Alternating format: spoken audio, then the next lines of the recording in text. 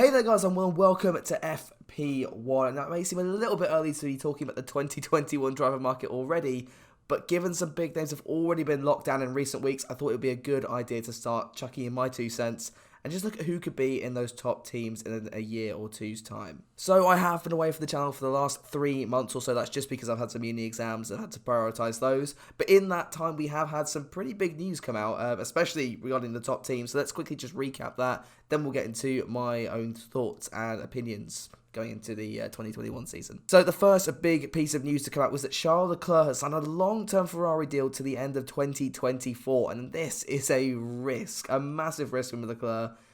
Given that Ferrari haven't won a championship since 2008, it seems like a bit of a curious one for me. Obviously, Ferrari are very, very keen to get him down. He's going to be the new poster boy once Sebastian Vettel has left. More on him a little bit later, but from Leclerc's side of the garage, it just seems a little bit rash, a little bit like he's closing his options off, you know? Like, Ferrari, they've been there or thereabouts over recent years, but they've not been perfect, and they've made more mistakes than any other team in the turbo hybrid era. So signing on for, what's this, another 5 seasons, it's very, very risky from Leclerc, and I wouldn't be surprised if he doesn't end up at Ferrari, in 2024. I'd be surprised if he keeps that contract going, but hey, that remains to be seen. Very, very big news from Maranello. Moving on to Red Bull then, Verstappen was the next driver to be snapped up and basically taken out of the driver market equation for 2021 and all the way up until 2023, signing a 4-year deal with Red Bull. Again, a very similar situation to Leclerc, where he is going to be that poster boy of the team going forward, the new, I guess, Sebastian Vettel of that team, as you will. I think they've kind of been looking for that since he left back in 2015. Ricciardo was there for a little bit and he did a fantastic job, though I don't think he was ever going to be the driver that was going to, be the face and the soul of that team. I think when Verstappen came along, that was their opportunity. Now, this is a bit of a better option for Verstappen. Red Bull have definitely been on the up. Obviously, they've got the Honda engines now, which are, being very, very impressive, actually, especially on the tail end of last season. Some fantastic performances from Red Bull. And yeah, this, to me, feels like the right decision. I think this could be the team where Verstappen wins his first championship. It's just going to take that little bit extra to get past Mercedes on the aero front, and you know what? They could be there. Just going off from the top teams for a little bit, we have a few other drivers that have been signed on. That Sergio Perez was locked down on Racing Point about the middle of last year, so I think he sounds like 2022 or something like that. So again, quite a long-term deal for Perez, but I wouldn't be surprised if a top team came calling, they would buy him out of that deal, and I wouldn't be surprised if Racing Point, given the amount of loyalty that Perez has shown them in the past, would, have too many quarrels with letting him go. Other driver is Esteban Ocon, who signed a 2-year deal for Renault, again at the same time, around the Belgian Grand Prix, I think it was announced. So again, that's, like a bit of a safe option. Kind of rules him out for a possible Mercedes driver 2021, but again, I think if he was their option, Mercedes would quickly come calling and would buy him out of that deal. So that then leaves big questions around Sebastian Vettel at Ferrari, Alex Albon at Red Bull, and then the 2 Mercedes drivers, Lewis Hamilton and Valtteri Bottas. Now, Hamilton, I'm going to get this over fairly quickly. Obviously, these mess of rumours that he's going to go to Ferrari. Is that going to happen? As much as I'd love to see it, I don't think it will. And there have been rumours circulating in the last couple of weeks that he is in talks with another deal with Mercedes. A lot of people were saying it would depend on whether Toto Wolff stays at the team and leaves. And obviously he's been linked with rules higher up in the actual sport, not just with another team. So there was a few question marks over Hamilton there, but I have a feeling he will stay with that Mercedes team. I mean, it makes sense, doesn't it? The only real pull from Ferrari is that wish and that dream of driving for that team. But again, if you think in the last 12 years, they've been winless in terms of drivers and constructors championships. So is it really the right place for him to go? But the deal at the moment, or the rumour at the moment, is that Hamilton is at least in talks to be signing a long-term deal with Mercedes to the end of 2022. So will that be to the end of his F1 career? Most likely, and then maybe Ferrari are better around the 2022-2023 season. That rumour might pick up again, but we'll have to wait and see. But I'm fairly confident we'll see Hamilton in that Mercedes from 2021 onwards still. Now, that other Mercedes seat is a difficult one. And I'm going to go back to Ocon and Perez. I mentioned those two earlier, and I also mentioned they could get pulled out of their deals. And Perez may be less so, but Ocon, given how rumoured he was to be taking Bottas' seat last year, I wouldn't be surprised to see those rumours flare up again. Supposedly those Mercedes ties have been severed, but they were never on bad terms, if that makes sense. I wouldn't be surprised if Mercedes came calling and have the money as well to buy Ocon out of his Renault deal. Ocon would turn that down. So could that happen? Possibly. It's, again, just going to depend on Bottas's performance. And I guess also if Hamilton's, does decide to leave. I think if Hamilton leaves, would it be best to keep Bottas in that team? Most likely have a little bit of continuity going forward into a new set of regulations as well. And then maybe get someone like Ocon or Russell is the other driver that I'm going to get onto in a minute. But I think if Bottas has another mediocre season, obviously last year wasn't so bad. 2018 was pretty poor though. But I think he's going to have to do even better than last year if he does want to keep that drive. Just down to the amount of young and upcoming talent that we have in the sport at the moment. And Bottas, he's been around since, 2012, isn't it? Hasn't he? It started with Williams, I think. So he's been around a fair while now, and he's just not really making that massive statement that we were kind of expecting him to when he came to Mercedes. So I wouldn't be surprised if this was going to be Bottas' last year. I say this every single time, at least actually with Mercedes, I'm sure he'll get picked up somewhere else. But I don't know. I feel like if Bottas does go, Ocon, Perez, and then maybe Russell. I'm going to put Russell as my top choice, given that he still has those Mercedes links. Ocon and Perez, maybe out their choices, but I still would not be surprised to see those guys in that team in 2021. So moving on then to Ferrari. Now this is the big one. Obviously, Charles Leclerc was, he was tipped to maybe bring the fight to Vettel a little bit last year, but he blew everyone out the water and pretty much dominated that Ferrari inter-team rivalry, really. Obviously, on paper, it looks a little bit closer, but Leclerc just always seemed to have the edge over Sebastian on on an equal weekend. And I don't know whether the Ferrari will give Vettel 1 year. Now, Ferrari come across as this team that have been quite ruthless, but if you look at how long they kept Kimi Räikkönen in the team, I think about 2014 all the way till last year, there were rumours that he was going to go and then he was retained. So I'd not be surprised if Vettel keeps his seat, but at the same time, I wouldn't be surprised if he lost it, if that makes sense. Now, the big question then is who could replace him. There's only really three drivers that I could pick out. Now, firstly, Valtteri Bottas, if he lost his Mercedes seat.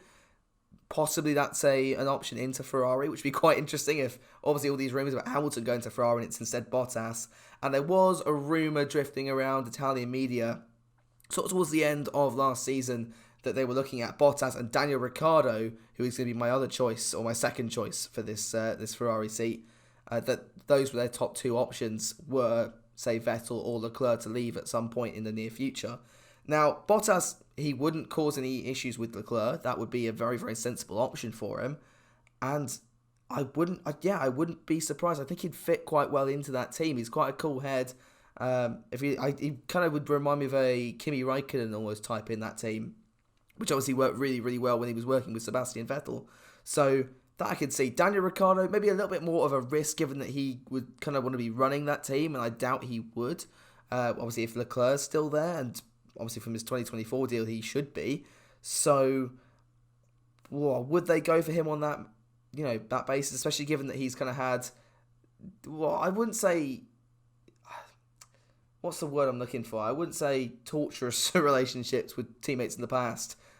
If you take, say, Vettel in 2014 and then Verstappen towards the end of their relationship, it kind of got a little bit dicey. But it would be, for Ferrari's actual, media presence, it'd be fantastic. Any team that has Daniel Ricciardo in it will automatically get a boost in followers just because of how popular he is as a driver and how exciting he is as well, obviously, with his overtakes.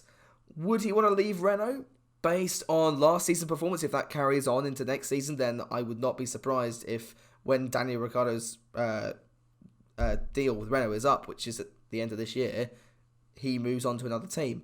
Would he go back to Red Bull? Probably not. So I think Ferrari is maybe his most sensible option if he wants to move up the grid. Maybe McLaren if they have a seat, but again, I'm not too sure whether I can see that happening. But Bottas and Ricciardo probably been my two main choices there. As a bit of an outlier, I guess, Antonio Giovinazzi had a okay season last year. Wasn't brilliant, wasn't awful though, especially in the second half. If he has a fantastic season this year, I wouldn't be surprised to see him in that car. Obviously, he's been a Ferrari junior for a long time, and they've obviously put their faith in for another year. Would that be sensible? Then keep Kimi Räikkönen at, say, Alfa Romeo and bring maybe Mick Schumacher up, or whichever one of the Ferrari juniors in F2 is doing the best, and then that would work. Because otherwise, I can't really see him for Giovinazzi on the grid next year, because you'll have Marcus Armstrong in F2, Robert Schwartzman in F2, obviously Mick Schumacher in F2, and all three of those drivers, all Ferrari juniors, are going to want seats at Formula 1, and I wouldn't be surprised if we see at least one of them up there. So, Giovinazzi, this is definitely a make or break year for him, and whether, he'll even get another chance in Formula 1 after this year. It all depends on whether he can keep those consistent performances in the second half of last year going and actually performing at Alfa Romeo. So finally then, let's talk about Red Bull. And Red Bull's a really, really weird case, actually. So it kind of depends on what Ferrari do with Sebastian Vettel. Now, Red Bull's issue at the moment is they've come out and they've said they're not going to sign on any ex-Red Bull juniors. So the likes of Jean-Eric Vergne or Sebastian Buemi, who are currently doing really well in Formula E, there's no chance of them going back. And to be fair, would being those two drivers, both champions in Formula E and both doing pretty well in that series, would they want to go back to Formula 1? Maybe not, if they're not guaranteed a race-winning car. Now, they've got Albon at the moment, who is not a bad driver by any stretch of the imagination. In Toro Rosso, they've got Danny Kvyat, who they dropped halfway through 2016. They've got Gasly, who they dropped halfway through 2019. And nobody really else that's going to be ready to move up. Maybe Yuki Tsunoda, but again, that's only a Toro Rosso seat. By no means is that going to be straight into a Red Bull drive. It's a tricky one for Red Bull. So they're going to have to go outside of their driver pool, really. And the only actual choice I can actually see on paper working is Sebastian Vettel. So if that line of thought seems fairly familiar, that's because there were rumours towards the end of last year whether Vettel would just leave Ferrari, that he might go back to Red Bull if they're looking for a driver. And again, I can sort of see that working. Maybe not so much with his relationship with Verstappen. I think that could be rather torturous and rather... It's a scary thought, isn't it? But if Red Bull are looking for a strong second driver, and that's kind of where Vettel is now, unfortunately. He's possibly past his kind of peak point in Formula 1. This is probably where he needs to be, and there are also rumours coming out of Maranello at the moment that Ferrari's 2020 car is not what they thought, and there is an issue with the wind tunnel data. So perhaps Ferrari are going to be falling further and further back this year, and maybe even further back into 2021. They've never been particularly brilliant with brand new aero changes. Go back to 2009, for example. That car was awful. 2014, car was even worse. It was their first winless season in, I think it was since the 90s or something. So, and even in 2019, they've admitted that their design process was maybe not the most ideal solution, looking back and reminiscing on it. So, yeah, there is definitely room for Red Bull to jump ahead of Ferrari next year and be the main challengers to Mercedes. And that could be what entices Vettel back to that team. Now, would Red Bull want him? Maybe, maybe not. I think if they're absolutely stretched for choice, then he might be their only option. But it's all going to be dependent on how Albon does. If Albon is even fairly good, I think they'll keep him. I think it's only going to be if Albon really, really, really struggles that they're going to look elsewhere and put someone like Vettel in that car. But they were just my thoughts then, and now really I want to hear what you guys think in the comments below. So tell me, who do you think is going to be in Mercedes, Ferrari and Red Bull come the 2021 season?